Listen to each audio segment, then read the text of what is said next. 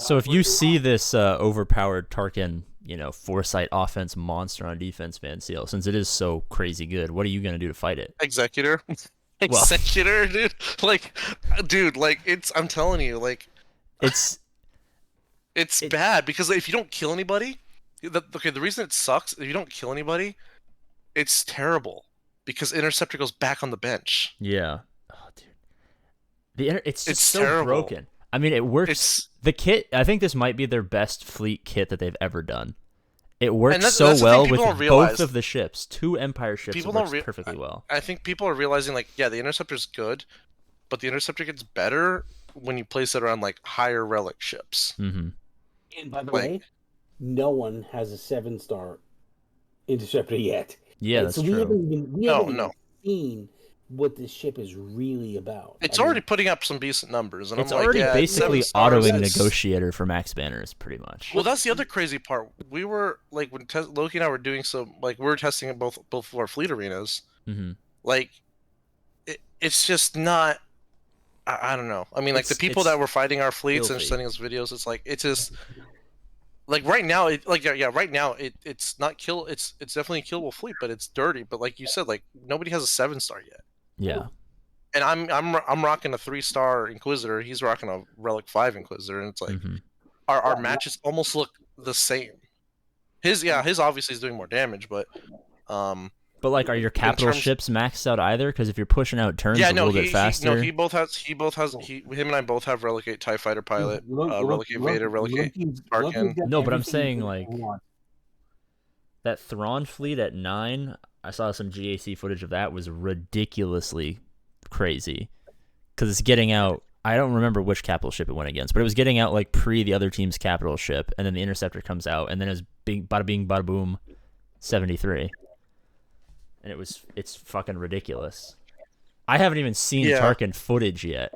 It's just there's so much offense and foresight. You don't even get to the ultimate. You don't even get to the ultimate, dude. Like, you just smash their face in because you like that's why I think Tarkinus is better because so you have all the offense gain. I don't know if Tarkin's better on offense though. I mean, you're doing crazy damage, but I don't know if you have the recovery and the heal and anytime stuff a ship dies, it doesn't matter if it's your ship or its opponent's ship. Everyone gets 20% turn meter. And so there's 5% turn meter on the Interceptor when dodging to the capital ship. Correct. And then like the Karkin's executive order, which is on pushes 2-turn cooldown, 30% turn that's meter. on turn 2. That's on turn 2 now.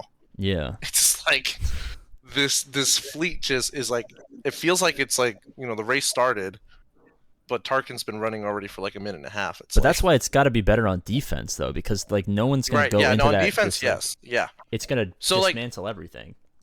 So like I said, my favorite part of the fight is Tarkin's second turn or whatever, whether he uses a executive order or not, or he does his AoE. But it's like, if he does the AoE, everyone's gonna be ability blocked, target locked, and have buff immunity. Yeah. Like you have literally 1 or 2 turns to and exposes. Fix this, otherwise, I didn't even remember that there's an exposed chance. The exposed too, yeah. So you have literally 1 or 2 turns, or like you have to bring in like a godlike reinforcement to like buy time. Yeah, and it's giving passive 40% offense to Empire if there's even a debuff. TIE Advanced is passive. Yeah. Is it per? Yeah. Oh, for each. TIE Advanced is passing out passive ability blocks. It's debuffing on turn 2. Interceptors debuffing on reinforcement. There's just so many debuffs. TIE Fighter debuffs on basic. Yeah, there's burns because of the bomber. Yep. That's a nasty fleet, dude. Like, yeah, I'm working on Thrawn for Chimera for offense because I'm not gonna have him. I'm gonna have a 3-star Gear 1 TIE Interceptor. It's never gonna be called into a reinforcement. It's just gonna help me get that turn 3 annihilate because I'm always punching up in terms of ships. My opponent's ships are always like super strong because they're like 3-4 milli GP higher than me. But like that's gonna give me an extra fleet that I would have never used before. But like I'm thinking about if I can get the Executrix up and running, like that could replace my Negotiator, even my Executor, because the AI sucks on defense. Super speed, because like my Empire fleet is like, it's not finished, but the starting lineup is good, and like I'll have the Gauntlet and the Emperor Shuttle eventually. Like that could be nasty for me, even at sub 5 million GP. It's gonna be crazy. Oh yeah, no, that's what I'm saying. Like, but like it only works if you have a relic TIE fighter pilot, and he has to be fast because he has to be going first. He has to be going first. He has to use his basic to get the target lock out. Yeah, I mean, because mine's then R5. It's like then it almost seems like you're almost starting with a pre-taunt on your bomber. Yeah. Dude, it's nasty. Dude, it really is. We were super impressed, and then we're just like, we both were like, yeah, we're both taking Tarkin to 8 like right now. Like that's just because we were like all hyped for Chimera, and like, yeah, Chimera's cool, and then we tried Tarkin, and we're like, Tarkin's faster. Chimera's the defense. I'm sorry, the offense. Tarkin, I just think Chimera does better banners. Yeah, it does. It does. So you're running TFP, Vader, and who? Bomber. Which bomber? The TIE bomber. TIE bomber. And then you bring in the Interceptor and. Well, I'm not doing that. You guys doing it, but yeah, and Interceptor comes in first, and then at that point, the fight's pretty much over. At that point, like from the testing we saw, like if you get a second reinforcement, it's because somebody dodged or something missed. But like by the time the TIE Interceptor comes out, like the fight's pretty much done. I mean, the TIE Interceptor's coming out in the first turn. Yeah, it's that fast. Dude, that's some speed GAC tactics right there, dog. I better be your speed GAC offensive fleet. Welcome to R8s and that 1+ speed, right? I mean, it changes the game. That sometimes is the difference, man. It's crazy. Turn order is always important, but in fleets, since it's so limited, you have very few chances to fuck up. Turn order is so important.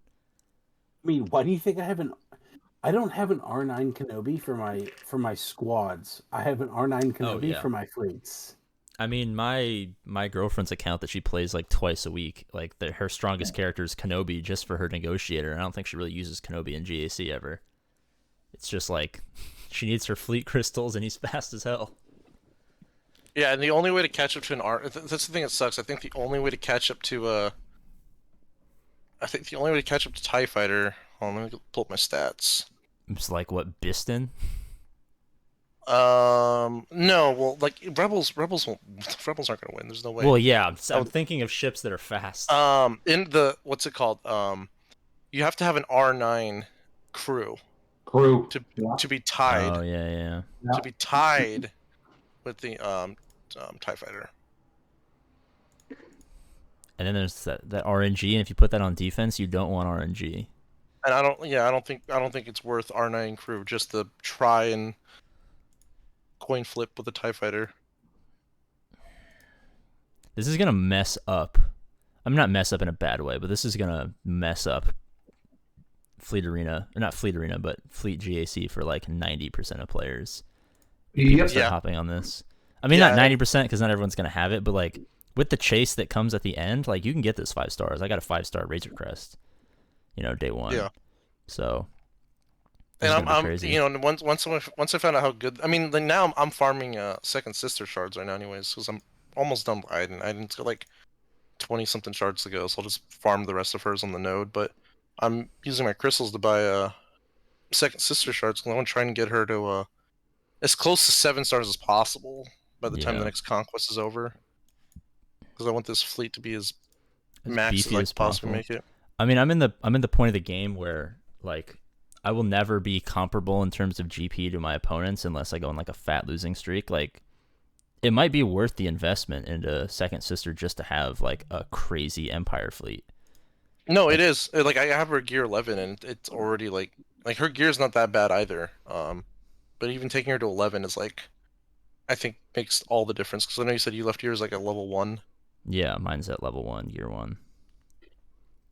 But yeah, I would definitely take her up to 11 at least. This is, I mean, for like not having to invest too much, this is like the nastiest conquest character / ship I've seen.